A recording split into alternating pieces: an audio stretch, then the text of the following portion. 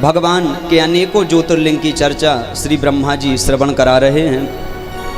कहते हैं भगवान का जो छठवां ज्योतिर्लिंग है वो है रामेश्वरम। महादेव जो रामेश्वरम में स्थापित हैं। ये रामेश्वर को किसने स्थापित किया है? बोले राम जी ने यजमान बनकर और रावण ने पंडित बनकर रामेश्वरम ज्योतिर्लिंग की स्थापना करवाई है।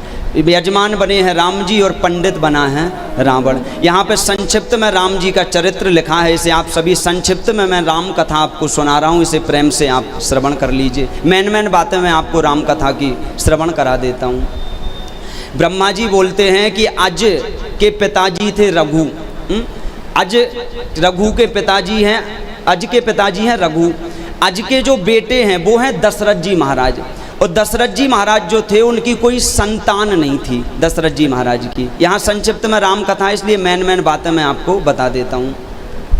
दशरथ जी महाराज के मन में एक बार गिलानी आ गई। एक बार भूपत मनमाई भये गिलानी मोरे सुत नाई। एक बार गिलानी आ गई कि संसार में सबके बेटे हैं लेकिन मेरे बेटे नहीं हैं। अब एक बात और समझ लीजिए, आपको पता है दशरथ जी की संतान क्यों नहीं थी? दशरथ जी महाराज की संतान इसलिए नहीं थी क्योंकि रावण नहीं चाहता था दशरथ जी महाराज को संतान हो। ध्यान से सुनना, जब रावण ने अपनी कुंडली बनाई थी तब रावण ने देखा था मेरी मृत्यु दशरथ जी महाराज के बेटे के द्वारा होना है। हाँ, तब विचार किया था रावण ने कि कौशल्या मैया जो हैं, कौशल्या और दशरथ का विवाह होगा, इन दोनों के बेटे के द्वारा मेरी मृत्यु होगी। आज अगर मैं कौशल्या का ही हरण कर लूं और दोनों का विवाह ही ना होने दूं तो बेटा कहाँ से हो जाएगा इनका? कहते हैं रावण ने सीता मैया से भी पहले कौशल्या मैया का हरण किया था। रावण ने एक बक्से में बंद किया था और कौशल्या मैया को समुद्र में फेंक दिया था। बाद में वही जो बक्सा है वो बहता हुआ आया था, समुद्र के किनारे लग गया था। कहीं दशरथ जी महाराज जा रहे थे, रास्ते में अचानक बक्सा दिखाई दिया समुद्र के किनारे। उस बक्से को खोलकर देखा, उसके अंदर कौशल्या मैया थी अंदर। जैसे ही कौशल्या मैया को बाहर निकाला, आप आज़ाद हो, आपको किसने बंद करके फेंक दिया? तब कौशल्या मैया ने कहा प्रभु आपने हमारे प्राणों की रक्षा की है, आज हम आपको प्राणपति बनाना चाहते हैं, आप हमारे पति बन जाइए, आपने प्राणों की रक्षा की है। हाँ, कौशल्या मैया और दशरथ जी का विवाह हो गया। शायद रावण हरण नहीं करता तो इन दोनों का मिलन भी नहीं होता। हरण करके फेंक दिया सो मिल हो गए दोनों लोग। रावण ने फिर कुंडली बनाई। रावण ने देखा कि दशरथ और कौशल्या का तो विवाह हो चुका है, अब क्या करें? तब रावण ने फिर ब्रह्मा जी की तपस्या की और ब्रह्मा जी से कहा ब्रह्मा जी हमें वरदान दीजिए, दशरथ के बेटे के द्वारा मेरी मृत्यु होना है, दशरथ जी महाराज को कोई बेटा ही ना हो, वरदान दे दो। आज ब्रह्मा जी ने तथास्तु कह दिया। वही कारण है दशरथ जी महाराज का कोई बेटा है ही नहीं है। ये राम जी कैसे पैदा हुए थे? खीर से राम जी पैदा हुए थे। दशरथ जी के तो आज भी कोई बेटे नहीं है। आज जब दशरथ जी महाराज की कोई संतान नहीं हो रही है, दशरथ जी अपने गुरु के पास गए।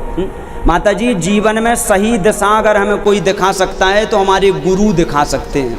इसलिए शिव महापुराण कह रहा है जीवन में कुछ हो या ना हो, हमारे गुरु जरूर होना चाहिए।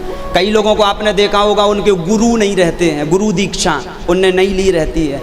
आज भाई नाव में तुम बैठ गए और नाव चलाने वाला ना हो तो क्या तुम नदी से पार हो जाओगे? आज नाव में बैठे हो तो नाव चलाने वाला होना चाहिए। वैसे ही भव सागर की नाव में बैठे हो तो भव सागर की नाव को चलाने वाला गुरु होना चाहिए, तभी वो भव सागर से पार कर देता है, भव सागर से पार पहुंचा देता है। तो गुरु जरूरी है। आज भी शिव महापुराण कहता है माता जी, जिस व्यक्ति के गुरु नहीं होते हैं अगर वो कोई भी पूजन करता है उसको पूजन करने का आधा फल प्राप्त होता है, और अगर वो पाप करता है पाप करने का उसको दुगना फल प्राप्त होता है, गुरु नहीं है तो। और गुरु वाला व्यक्ति जिस स्थान पर बैठ जाता है वो स्थान भी अपवित्र हो जाता है। गंगा जल से उस स्थान को धोना चाहिए, गोबर से लीपना चाहिए। और बिना गुरु वाला व्यक्ति अगर ब्राह्मणों को भोजन करा देता है उसे 250 ब्राह्मण हत्या का पाप लगता है उस व्यक्ति को, जिसके गुरु नहीं है। और बिना गुरु वाला व्यक्ति अगर किसी को ब्राह्मण भोजन भी करा रहा है, कभी बिना गुरु वाले को किसी को ब्राह्मण भोजन भी नहीं कराना चाहिए। जो बच्चा 6 साल से ज़्यादा उम्र का हो गया है उसे गुरु दीक्षा लेना आवश्यक होता है।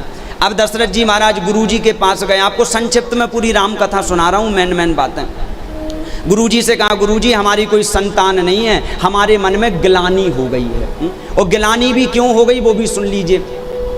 दशरथ जी महाराज जो थे वो देवताओं की तरफ से युद्ध करने जाते थे, राक्षसों से युद्ध करने। एक बार युद्ध करने गए, जब विजय प्राप्त हो गई तो इंद्र ने अपने आसन पर बिठाला दशरथ जी को। बाद में दशरथ जी ने कहा भैया हम अपनी अयोध्या जा रहे हैं, हम लौट रहे हैं यहाँ से। इंद्र ने कहा ठीक है जाइए।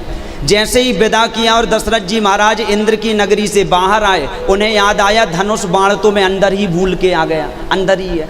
दशरथ जी महाराज धनुष बाण लेने के लिए अंदर गए और जैसे ही पहुंचे तो देखा इंद्र उस सिंहासन को जल से धुलवा रहा है जिस पे दशरथ जी बैठे थे, उस सिंहासन को। तब दशरथ जी को बुरा लग गया, इंद्र क्या मैं इतना खराब हूँ या मैं इतना पापी हूँ, जिस स्थान पर बैठ गया तुम इस स्थान को धुलवा रहे हो, क्या मैं इतना पापी हूँ?